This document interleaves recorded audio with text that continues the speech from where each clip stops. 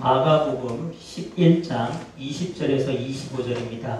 마가복음 11장 20절에서 25절은 신약성경 74페이지에 있습니다. 찾으셨으면 우리 다 같이 합독하도록 하겠습니다. 그들이 아침에 지나갈 때에 무화과나무가 뿌리째 마른 것을 보고 베드로가 생각이 나서 여짜오되 라비여 보소서 저주하신 무화과나무가 말랐나이다. 예수께서 그들에게 대답하여 이르시되 하나님을 믿으라. 내가 진실로 너에게 이르노니 누구든지 이 산더러 들려 바다에 던져지라 하며 그 말하는 것이 이루어질 줄 믿고 마음에 의심하지 아니하면 그대로 되리라. 그러므로 내가 너에게 말하노니 무엇이든지 기도하고 구하는 것은 받은 줄로 믿으라. 그리하면 너희에게 그대로 되리라. 서서 기도할 때에 아무에게나 혐의가 있거든 용서하라. 그리하여야 하늘에 계신 너희 아버지께서도 너희 허물을 사하여 주시리라 하시니라. 여러분, 우리가 지난주에 믿음의 기도에 대해서 한번 우리가 같이 나눠봤습니다. 믿음의 기도는 어떤 기도가 믿음의 기도였는지 혹시 여러분 생각나십니까? 그렇게 초롱초롱한 눈으로 저를 바라보고 계시네요. 믿음의 기도는 우리가 지난주에 있어요. 믿음의 기도는 병든 자를 구원하리니 이렇게 나왔다고 그랬죠. 그렇죠? 믿음의 기도는 어떤 병이나 내 어려운 환경이나 그것들을 바라보는 것이 아니라 그 너머에 있는 그 모든 것을 주관하시는 하나님을 신뢰하는 기도라고 했습니다.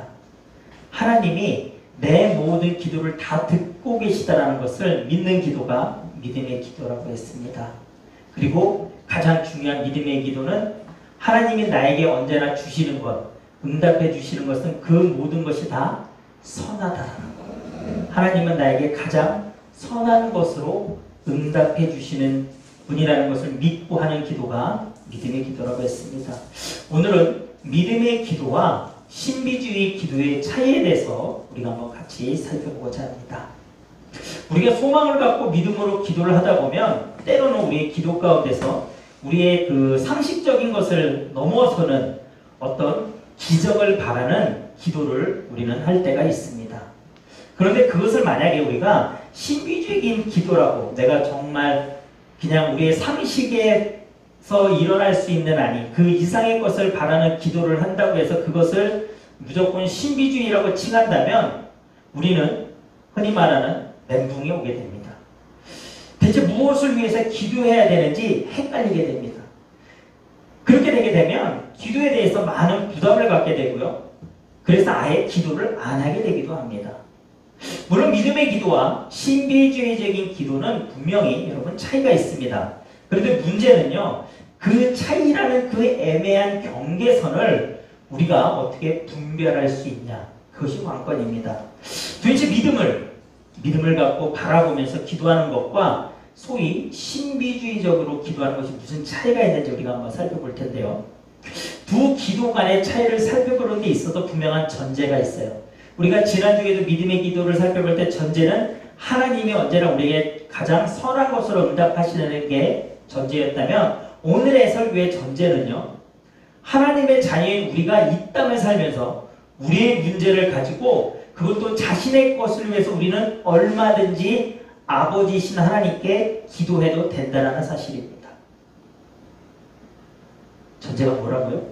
하나님의 자녀이기 때문에 우리는 이 땅을 살면서 우리의 문제를 가지고 내 자신의 것들을 달라 무엇인가를 원하는 기도를 우리는 무엇이든지 하나님 앞에 할 수 있다는 것. 여러분, 이것이 오늘의 가장 중요한 전제입니다. 자신이 하고 싶은 일이라면 그것이 무엇이든지 스스로 계획하여 간절히 하나님께 기도해도 됩니다. 하나님의 기적같이 은혜를 바라고 기도한다고 해서 다 신비주의적인 기도가 아니다라는 것입니다. 하나님이 저와 여러분들의 아버지신데 그분께 못 알아야 할 것이 우리는 없습니다. 왜냐하면 우리 기도는 하나님이 모든 것을 듣고 계시기 때문입니다. 기도는 우리의 영적 호흡이라고도 하지만 어떤 면에서는 기도는 대화이기도 하기 때문입니다. 그렇다면 우리가 하나님을 내 아버지라고 하는, 하나님의 자녀라고 하는 우리는 아버지와 자녀 사이에 대화는 많으면 많을수록 좋은 거 아닐까요, 여러분? 여러분, 부모님과 대화를 많이 하십니까? 저는 잘 그러지 못했던 것 같아요. 이렇게 돌다 보면 우리 어머니하고는 이렇게 많은 대화를 했지만 또 아버지하고 대화를 참 많이 안 했던 것 같습니다. 근데 그게 저만 그럴 줄 알았는데 제 세대 분들이 대부분 많이 그러시더라고요. 제 위에 분들도 그렇고. 그런데 아마 우리 좀 동윤이나 예지 씨 세대는 좀 덜하죠. 대화 많이 하십니까? 그렇죠? 덜할 것입니다. 그런데 여러분, 아버지와 부모와 자녀가 사소한 것이라도 대화를 많이 하는 것은 굉장히 중요하고 좋은 일이라고 생각을 합니다. 여러분, 물론 말이 많으면 실수도 하기도 하고 잘못을 범하기도 합니다. 하지만 그것은 언제까지나 사람과 사람 사이의 관계에 해당하는 일이죠. 부모와 자식 간에서는 전혀 문제가 되지 않습니다. 여러분, 부모 자식 간의 대화를 한번 생각해 보십시오. 우리 김태훈 집사님 이름이가 아직 어리지만 아빠하고 막 얘기를 하다가 아직 어리고 잘 모르니까 이름이가 말을 실수할 수도 있고 잘못할 수도 있습니다. 하지만 아빠인 우리 김태훈 집사님 그것도 또한 사랑하는 마음으로 받지 않습니까? 그것도 사랑스럽지 않습니까? 마찬가지라는 거예요, 여러분. 하나님과 우리와의 대화도 그런 것이라는 겁니다. 중요한 것은 여러분, 이것을 안 해가 하나님이 기뻐하실까? 하나님이 기뻐하지 않으실까? 고민하지 마시고 여러분, 일단은 솔직하게 하나님께 모든 것을 다 아뢰시라는 것입니다. 기도는 대화이기 때문입니다. 그러면서 여러분, 어떻게 변화되냐면요. 우리가 그런 기도를 하다 보면, 그런 하나님과 대화를 하다 보면 우리가 때로는 잘못된 것을 구할 수도 있고요. 하나님 앞에 내 욕심을 부릴 수도 있고 억지를 부릴 수도 있습니다. 그런데 여러분, 아무리 믿음이 좋은 사람이라도요. 에베소서 4장 13절에 보면 그리스도의 장성한 분량에까지 도달한 사람은 아무도 없습니다. 여러분. 예수님 한 분밖에 안 계신 것입니다. 성경에 나오는 완벽한 기도를 하는 사람은 없습니다. 하지만 우리가 주저하지 않고 하나님 앞에 끊임없이 나아가면서 기도하고 아뢰다면 하나님은 우리의 그 기도 가운데서 우리의 잘못된 부분들을 자연스럽게 고쳐주십니다. 우리의 기도가 올바른 기도가 되도록 자연스럽게 그 기도를 수정해 주십니다. 여러분, 문제는요, 잘 기도를 정말 하나님이 기뻐하시는 기도를 하냐 안 하냐가 아니라 우리의 가장 큰 문제는 기도하지 않는다는 것입니다. 기도하면 하나님이 우리의 기도를 고쳐주시기 때문입니다. 우리 하나님은 신비로우신 분이십니다. 온 우주를 창조하신 분이시고요. 주관자이시고요. 그런데 그런 하나님이 내 아버지가 되셨다는 것. 그리고 그 하나님께 내가 무엇이든지 하나님의 뜻대로 구하면 하나님이 응답해 주신다는 것은 여러분, 사실은 여러분 그것은 굉장히 놀랍고 기적 같은 일이고 신비한 일입니다. 여러분, 세상의 그 어떤 종교도요, 신이 피조물을 위해서 스스로 그 독생자를 보내서 죽게 하는 종교는 없습니다. 그리고 그 피조물에게 나는 너희들의 아버지고 너희들은 내 자녀라고 선포하는 종교도 없습니다. 그런데 여러분, 기독교는요, 어떻게 보면 하나님과 기독교 안에서 하나님과 우리와의 관계, 하나님이 아버지 되시고 우리가 자녀 되신다는 그 사실은 여러분 가장 신비하고 가장 기적과 같은 일입니다. 그런데 여러분, 우리가 그렇게 하나님과 그래서 그 가운데서는 그 우리의 기도 가운데 신비주의라는 것이 적용이 되면 근데 문제는 달라집니다. 여러분, 우리는 이제 여기서 신비적이라는 것과 신비주의를 좀 구별을 해보려고 하는데요. 신비적이라는 말을 사전에서 찾아보면 이렇게 나와 있더라고요. 일이나 현상 따위가 이성적으로나 상식적으로 설명할 수도 없고 이해할 수도 없을 만큼 신기하고 묘한, 이것이 신비적이라고 해요. 다시 한번 읽어드릴게요. 일이나 현상 따위가 이성적으로나 상식적으로 설명할 수도 없고 이해할 수도 없을 만큼 신기하고 묘한, 이것이 신비적이라는 것입니다. 여러분, 우리와 하나님과의 관계는 이런 신비적인 관계인 것이죠. 그런데요, 이 신비주의는 사전에 어떻게 나오냐면요, 절대자나 신 등 초월적인 존재를 내적인 직관이나 영적인 체험에 의해 직접적으로 체험하라고 하는 종교 또는 철학상의 한 관념, 이렇게 나옵니다. 신비주의를 기도와 연관돼서 얘기하면 어떻게 되냐면요. 신비적과 신비주의를 기도와 연관돼서 설명드리자면, 우리가 창조주이신 하나님의 자녀가 되고요. 그 하나님께 우리의 소원을 아뢰고 그 소원을 하나님이 들어주시는 것은 굉장히 신비적인 일이라는 것이죠.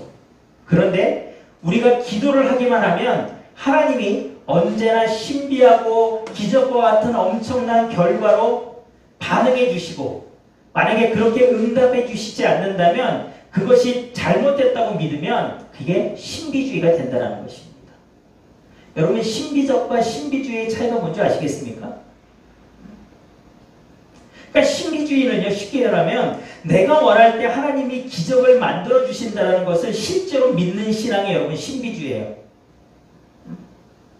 그래서 뭔가 막 영적인 막 체험을 해야만 하고 그것만이 전부고, 그래서 하나님 반드시 내 모든 기도를 무조건 다 응답해 주신다고 맹목적으로 믿는 것, 여러분 그것이 신비주의적인 기도라는 것입니다. 그런데 여러분, 우리 하나님은요, 신비성만 갖고 계신 것이 아니에요. 여러분, 하나님의 많은 속성이 있습니다. 여러분, 하나님의 속성이 우리 인간에게 왔기 때문에 우리가 인격을 갖고 있는 것이거든요.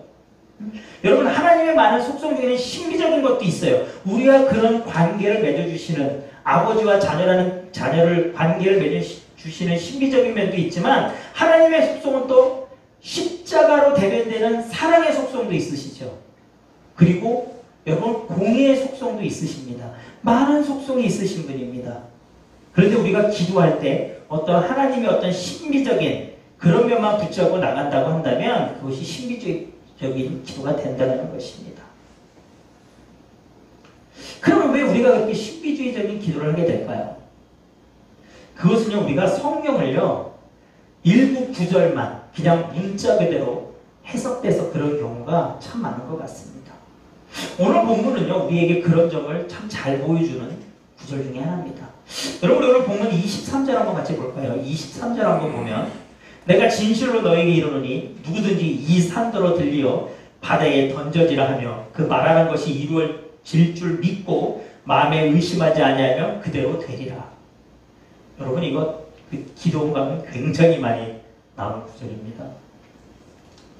근데 여러분, 참 안타까운 사실은요, 우리 많은 기독교인들이요, 이 구절에 상징과 비유가 사용되었다는 점을 전혀 감안하지 않고 그냥 문자적으로 적용한다는 데서 문제가 있습니다. 많은 경우 우리는요, 무엇이든지 믿는다고 부르짖으며 기도하면 기적 같은 일이 일어나고, 그렇게 되지 않으면 내 믿음이 적어서 의심했기 때문이라고 우리 생각하는 경우가 많지 않습니까?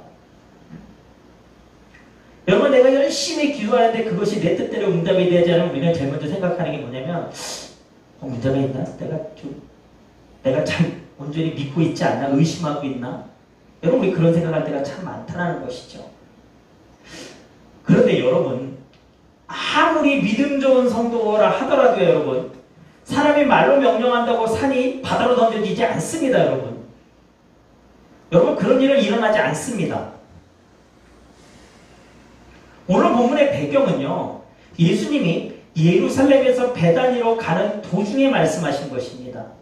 그곳에서 보이는 그 산은요, 헤롯 왕궁과 성전이 보이는 예루살렘을 뜻하는 것이고요, 바다는요, 갈릴리 바다를 뜻하는 것입니다. 예수님이 산으로 상징한 것은요, 죄악이 만연하고요, 형식적인 가시적인 종교로 가득 찬 부패한 예루살렘 성입니다. 그리고 오늘 본문에 여러분, 오늘 본문 이 앞의 내용들을 보면요, 우리가 전에 여러분 예수님이 그 무화과 나무를 저주해서 뿌리까지 말른 것을 여러분 우리 본문을 같이 나눠본 적 있죠. 그때 제가 이런 말씀을 드렸습니다. 여러분, 무화과 나무, 왜 분명히 이 철이 아니지만, 열매 맺는 철이 아니지만 예수님은 그곳에서 열매를 찾으셨고 없으니까 그 나무를 저주했다고 했습니다. 그랬을 때, 아니 철이 아닌데 열매 못 맺는 건 당연한 거 아닌데 왜 저주하셨을까? 제가 이 설명을 하면서 이런 말씀을 드렸습니다. 무화과 나무는 열매를 맺으려면 이른 열매라는 것이 맺혀져 있어야 돼요. 그래야만 그 열매를 맺는 그 제철의 풍성한 과실을 맺습니다. 그런데 그 무화과 나무에는 이른 열매조차도 없었다라는 거예요. 그러니까 그 나무는요, 입이 무성해 보이고, 마치 열매가 많을 것처럼, 열매를 많이 맺을 것처럼 보였지만 실상은 겉보기만 그런, 사실은 열매 맺지 못하는 나무였다는 거예요. 예수님은요, 그 당시 유대 종교 지도자들을 그렇게 말씀하신 것입니다. 겉으로는 하나님을 잘 믿는 것 같고 잘 섬기는 것 같지만 형식적이고 하나님을 믿는 것을 방자해서 자기 욕심만을 차리고 자기 유익만을 구하는 자, 외식하는 자들을 예수님은 말씀하셨던 것입니다.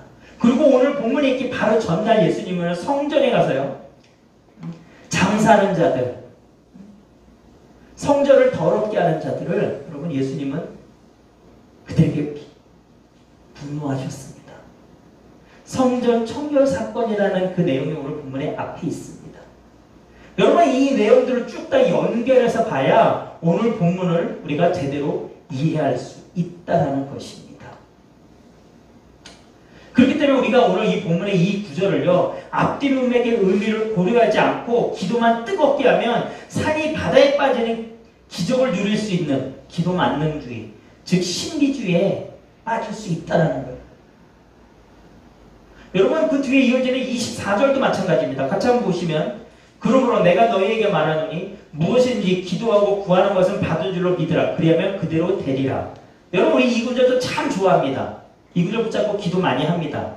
여러분 이 구절 붙잡고 기도하는 것 자체가 잘못됐다고 얘기하는 것이 절대 아닙니다. 근데 여러분 제대로 기도해야 된다는 것이죠. 여러분 24절이 뭐로 시작합니까? 그러므로는 전치사로 시작합니다. 접속사로 시작됩니다. 이 그러므로라는 것은요, 앞 구절에 설명한 예수님의 그 말씀의 뜻에 기초해서 기도하라는 것입니다.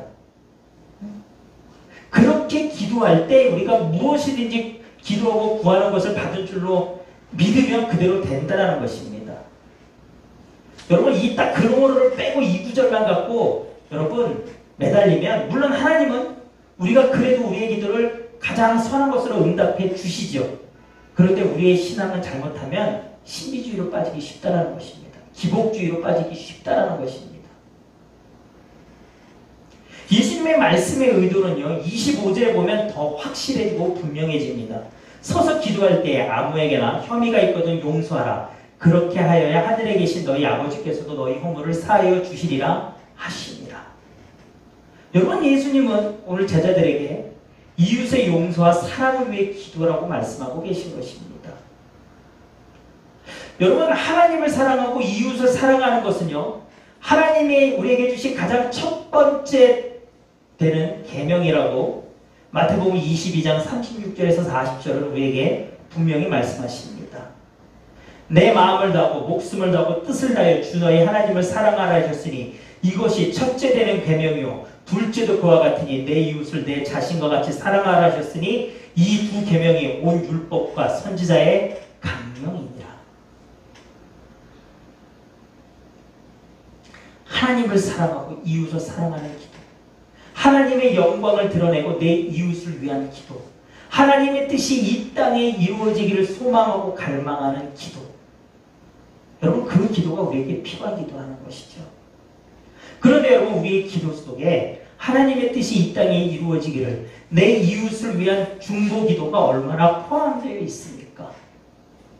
우리는 너나 할 거 없이 스스로를 돌아봐야 할 것입니다. 오늘 본문의 예수님의 말씀은요, 하나님의 뜻에 맞는 그런 기도여야만 구하면 받은 줄로 믿을 수 있다는 것입니다. 그런데 기도 내용을 둘째치고 기도만 하면 무조건 다 이루어진다는 생각을 가지고 기도하면 신비주의적인 기도가 되는 것입니다. 그리고 그것은 기도가 아니라 일종의 주문입니다. 그렇다고 해서 여러분 처음에도 말씀드렸지만 기도하지 말라라는 얘기가 아닙니다. 솔직하게 기도하시기 바랍니다. 하나님 앞에 모든 것을 하나님 나는 이러합니다. 이래서 이러합니다. 여러분 솔직한 기도 가운데 하나님은 우리의 기도를 만져주십니다. 하나님이 기뻐하시는 기도로 우리의 기도를 바꿔주시고 응답해 주십니다. 그 가운데 여러분 우리의 기도의 응답 가운데 하나님의 나라가 임해지는 것입니다. 우리의 막힌 담이 허물어지고요. 우리의 묶였던 사실이 끊어지는 그 은혜가 그런 기도 속에 있는 것입니다. 세상 사람들은 인생의 목표를 오직 이 땅에서 잘 먹고 잘 사는 것을 둡니다. 그래서 그들이 섬기는 신들도 자신들의 현실적인 어떤 잘 되는 것을 보장해주는 역할로만 필요합니다. 세상의 것만 풍성해지는 복을 받기 위해서 기도합니다. 그런데 여러분, 지금 너무나 우리에게 안타까운 현실은요, 세상 사람들의 기도, 다른 종교의 기도만 이런 기도가 아니다라는 것이겠죠.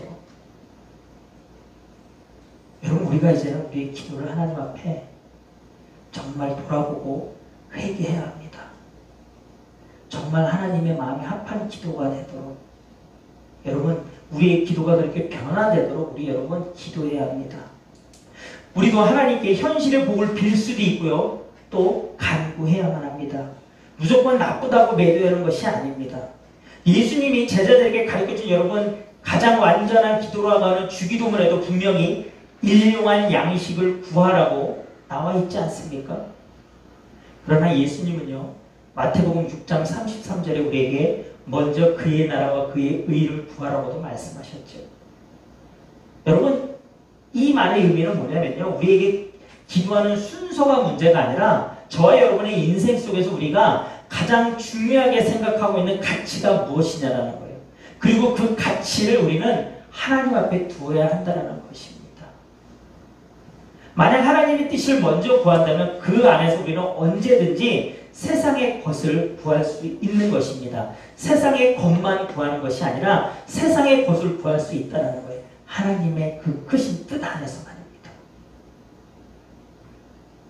여러분, 저는 옛날에 그런 생각을 많이 했어요. 참 제가 기도에 대해서 참 낙심했을 때가 뭐냐면, 하나님의 뜻을 구하라는 기도, 그리고 제가 지금 얘기한 하나님의 뜻 안에서 세상의 것을 구하라는 기도라고 얘기를 하면 자꾸 나 하고 싶은 거는 하나도 하지 말고 기도하지 말라야 되는 거야. 그런 생각을 할 때가 많았어요. 그래서 이것 좀 해달라고 그러면 이건 괜히 내가 내 욕심만 하는 것 같기도 했고. 네, 여러분, 그렇지 않다는 것입니다.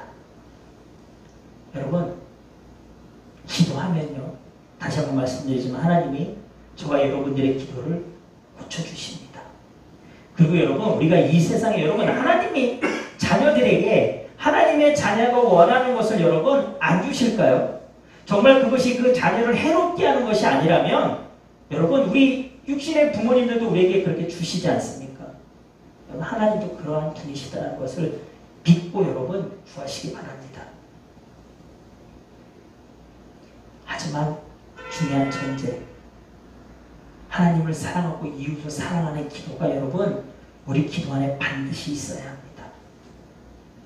내가 원하는 것을 통해서 하나님 나라가 이루어지기를 소망하는 기도가 여러분 우리 가운데 있어야 합니다. 나의 필요를 구하는 기도지만 그 기도 가운데서 하나님의 선하신 뜻이 드러나야 합니다. 여러분, 그런 기도는 믿음으로 하는 기도입니다. 신비주의 기도가 아니라 하나님이 응답해 주시는 믿음의 기도입니다. 우리 스스로의 생각으로 소망하고 계획하는 일이라도 그 최종 목적과 열매가 이웃을 사랑하며 하나님이 높아지는 일이라면 여러분, 그 내용과 방식과 언어와 기도 시간에 상관없이 하나님이 응답해 주시는 믿음의 기도임을 여러분 믿으시기 바랍니다. 요한복음 15장 7절에 예수님 우리에게 이렇게 말씀하십니다. 너희가 내 안에 거하고 내 말이 너희 안에 거하면 무엇이든지 원하는 대로 구하라. 그리하면 이루리라. 너희가 내 안에 거하고 내 말이 너희 안에 거하면, 우리가 예수님 안에 거해서 예수님과 함께 먹고 마시고 한다면 여러분, 그런 삶 속에 우리가 구하는 기도는 무엇이든지 응답되는 믿음의 기도임을 믿으시기 바랍니다. 날마다 우리의 기도가 하나님을 기쁘시게 하는 하나님의 뜻이 이 땅에 이루어지는 믿음의 기도가 되기를 주님의 이름으로 축원합니다.